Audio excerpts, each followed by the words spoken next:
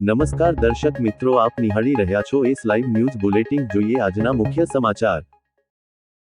Diet અને કસરત દ્વારા ઓટિઝમના 80% કેસ સારા થઈ શકે છે।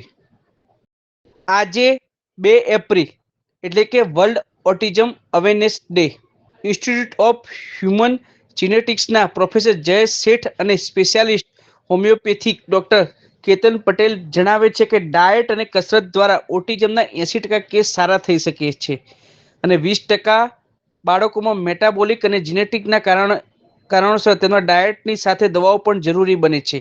આવા જીનેટિક ઓટિઝમની સારવાર માટે હોમિયોપેથી ઘણી કારગર પુરવાર થઈ શકે છે। હોમિયોપેથી દવાઓ દ્વારા જીનેટિક અસરોને ઘણે અંશે નાબૂદ કરી શકાય છે અથવા તો નિયંત્રણમાં પણ લાવી શકાય છે।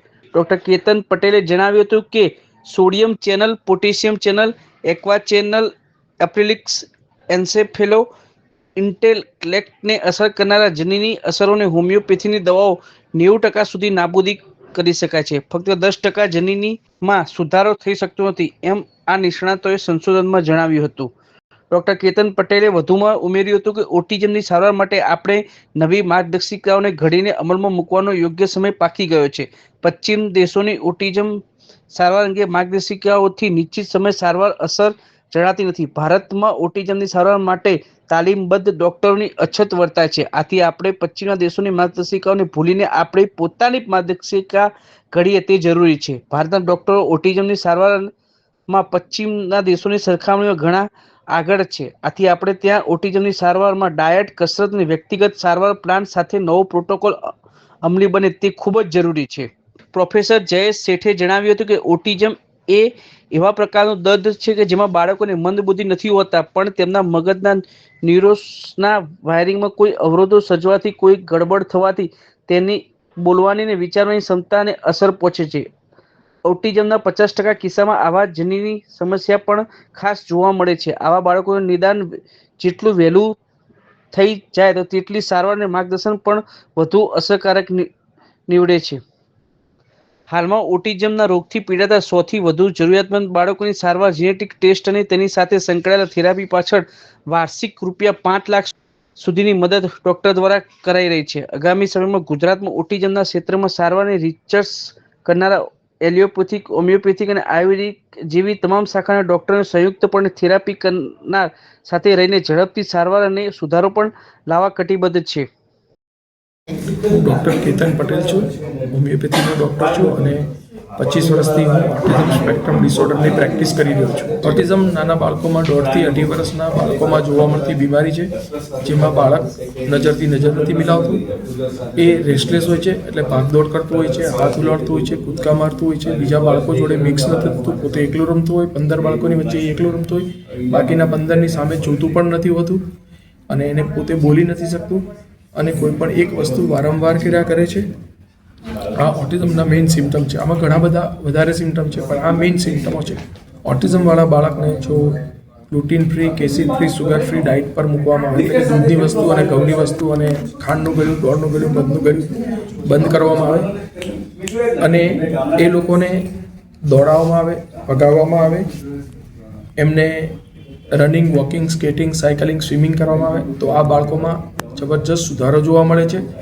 આ બાળકોમાં વિટામિનની ડેફિશિયન્સી હોય છે, જલ્દીથી વિટામિન ના આવે, તમે એનું જ્યારે પેટ હરખું કરશો, એનું લીકી ગટ સિમ્ટમ ટ્રીટ કરશો એટલે બાળકના શરીરની અંદર વિટામિન બનવાનું ચાલુ થશે અને તમારા બાળકનો નેચરલ ગ્રોથ ચાલુ થશે। સ્પીચ પણ આવશે, જો એનામાં કોઈ જીનેટિક, મેટાબોલિક કે માઇટ્રોકોન્ડ્રિયલ ડિસઓર્ડર નહીં હોય તો એની સ્પીચ પણ આવવા લાગશે। વારસાગત જો જીનેટિક ઓટિઝમ હોય તો જ એવા બાળકોમાં પણ ઓછી રહી છે, પણ જે અત્યારનું સ્ટ્રેસ લેવલ છે, ઇન્સેક્ટિસાઇડ, પેસ્ટિસાઇડ છે, જે અત્યારે જે એન્વાયરમેન્ટલ ફેક્ટર છે, એપિજેનેટિક ફેક્ટર છે, એ વધારે કામ કરી રહ્યા છે ઓટિઝમ પાછળ।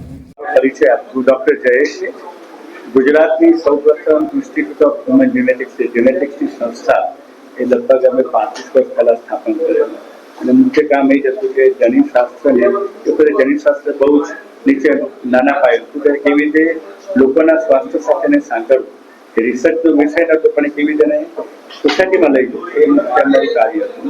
અને ઓટિઝમમાં આપણે જે એન્ટર થયા, કારણ કે લગભગ 2015 સુધી ઓટિઝમ વાળું આપણું પ્રમાણ જોવા નતું મળતું, પણ આપણે જાણીએ કે છેલ્લા 10 વર્ષમાં જે દુનિયામાં ઉથલ-પાથલ જોવા મળી છે એ કદાચ આટલા છેલ્લા 40 વર્ષમાં નથી જોવા મળી.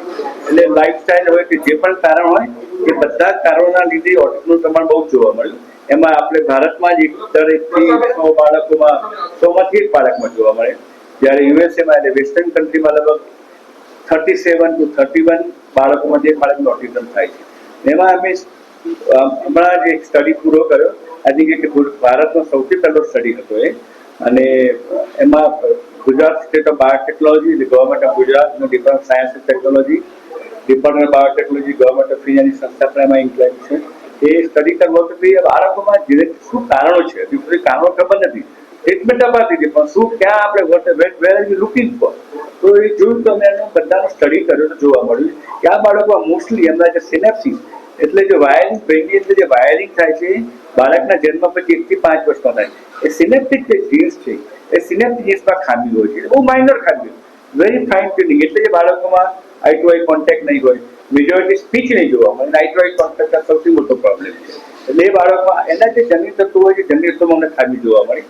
એટલે મોસ્ટ ઓફ ધ જનીન તત્વો એ ડોમિનન્ટ હોય છે, એટલે કોઈ પણ કારણસર પ્રેગ્નન્સી દરમિયાન જે જનીનો સરખા કોઈ કોડમાં જવા જોઈએ એનો કોડ બદલાઈ જતો હોય તો આવું થતું હોય છે. ઘણી વખત એવું પણ મળે કે માતાનું જંક ફૂડ છે, સ્ટ્રેસ ફેક્ટર છે, વાતાવરણની અસર છે, એડવાન્સ એજ છે, બીજું કોઈ પ્રોસેસ છે, એ બધા કારણે પણ ઓટિઝમ થાય. જીનેટિક્સના જે કારણો છે એમાં અક્ષરોના ફેરફાર સિનેપ્ટિક જીન્સમાં મોસ્ટ ઓફ ધ કેસીસમાં એ મુખ્ય કારણ જોવા મળ્યું છે. અમુક જનીન તો એવા પણ જોવા મળે છે કે જેમાં તમે ટ્રીટમેન્ટ આપી શકો છો. તમે કીધું તે પ્રમાણે રેટ સિન્ડ્રોમ MECP2 નામનું જીન અમને 20% કેસીસમાં જોવા મળ્યું. તેમાં ટ્રીટમેન્ટ અત્યારે અવેલેબલ છે, જોકે હજી એનું ટ્રીટમેન્ટ ઇવોલ્વિંગ છે, એટલે આપણે ફાયદા નથી કહી શકતા. તમે આગળ કીધું પ્રમાણે ઘણી વખત ઓટિઝમ વાળા બાળકો ઓટિઝમ એનું પ્રાઇમરી કોઝ જુદું હોય, મેનિફેસ્ટેશન ઓટિઝમ તરીકે થયેલું હોય. પ્રાઇમરી કોઝ માને કે એનું કોઈ મેટાબોલિક ડિસઓર્ડર હોય, PKU જેવું હોય, બાયોટેનિસ કંઈ હોય, ડિસિક્યુરી ડિફિશિયન્સી હોય, કે બીજા કોઈ મેટાબોલિક ડિસઓર્ડર્સ હોય, ડાઉન સિન્ડ્રોમ હોય, ઇવન હાઇપોથાઇરોઇડ હોય. હાઇપોથાઇરોઇડ કન્ડિશનમાં માતાને ખબર ન પડે તો એને લેબલ ઓટિઝમ નિદાન થયું ન હોય. આ બધા કારણોથી ઓટિઝમ થતું હોય છે. જેનેટિક ફેક્ટર 50% કેસીસમાં જનીન તત્વો આમાં ભાગ ભજવે છે. આ બીમારી અંગે લોકોને જાણકારી મળી રહે તે માટે 2 એપ્રિલથી દર વર્ષે વર્લ્ડ ઓટિઝમ અવેરનેસ દિવસ તેમજ આખા એપ્રિલ મહિનાને ઓટિઝમ અવેરનેસ મંથ તરીકે જાહેર કરવામાં આવ્યો છે. અને ઓટિઝમ અંગે માહિતી મળી રહે તેવી જાગૃતિ ફેલાય તેના માટે વિશ્વ આરોગ્ય સંસ્થાએ આ મુજબનું જાહેર કર્યું છે. આ મહિના દરમિયાન દુનિયાભરની જાણીતી જગ્યાઓ બ્લુ લાઇનથી સર્જવામાં આવે છે, જેમ કે Sydney opera, Australia, Burj Khalifa, Dubai, ઢળતા મિનારા, ઇટલી લંડન બ્રિજ, યુકેના ગીઝા પિરામિડ, એફિલ ટાવર, ફ્રાન્સને વાદળી લાઇનથી સજાવવામાં આવે છે. ઓટીજી 18 મહિનાથી ઉંમરના બાળકથી લઈને 30 મહિનાના ઉંમરના બાળકોમાં જોવા મળતી આ બીમારી કોઈ એક ટેસ્ટ કે અન્ય મેડિકલ રિપોર્ટ જેવા કે સીટી સ્કેન, MRI સ્કેન, પેટ સ્કેન, EEG થી જાણી શકાતી નથી. તે માટે ઉપરોક્ત રિપોર્ટ સિવાય નીચેના 2 તબક્કામાં નિદાન થઈ શકે છે. પહેલા તબક્કામાં બાળકોનો શારીરિક અને માનસિક વિકાસ ઉંમર પ્રમાણે થઈ રહ્યો છે કે નહીં તે જાણવા માટે બાળકોની શીખવાની ક્ષમતાને, તેને બોલવાની રીત, શબ્દોની વાક્યો સાથે તેના ચહેરાનો હાવભાવ અભ્યાસ કરીને તેની નોંધ રાખીને ચોક્કસ સમય અંતરે જેમ કે 12 મહિના, 18 મહિના, 24 મહિના એટલે કે 2 વર્ષથી બાળકોનો વિકાસ દર ને ધ્યાનમાં રાખીને નિદાન કરવામાં આવે છે. બીજા તબક્કામાં રોગોના નિષ્ણાત ડોક્ટરો જેવા કે ડેવલપમેન્ટ પીડિયાટ્રિશિયન્સ કે DAN ડોક્ટર દ્વારા થતી ઓટિઝમ સ્પેક્ટ્રમ ડિસઓર્ડરના કારણે દુનિયાભરના ડોક્ટરો, વૈજ્ઞાનિકો આ બીમારીનું કારણ જાણવાના પ્રયત્નો કરે છે. કોઈ ચોક્કસ કારણ સુધી આવી શક્યા નથી, પરંતુ જૂના કેસ અને નવા કેસની મેડિકલ હિસ્ટ્રી રેકોર્ડ તેમાં રહેલી સમાનતા વિસંગતતાઓ પણ સામે આવી છે. ઓટિઝમના લક્ષણો માલુમ પડે તો નજીકના બાળરોગ નિષ્ણાત પાસે તેમજ આ સારવારના અનુભવી ડોક્ટર્સ પાસે બાળકને નિદાન કરાવીને સારવાર ચાલુ કરાવો. હોમિયોપેથિક દવાના પહેલા 120 દિવસની સારવાર દરમિયાન તમામ બાળકોમાં સુધારો જોવા મળશે અને ત્યારબાદ 60 દિવસે સુધારાનો લગભગ 225 મહિનાથી દવાઓથી બાળકને સામાન્ય પણ થઈ જશે. તો મિત્રો, આ હતા અત્યાર સુધી મુખ્ય સમાચારો. સમાચારની ખાસ ગતિવિધિ માટે આપ નિહાળતા રહેજો S લાઈવ ન્યૂઝ બુલેટિન. નમસ્કાર.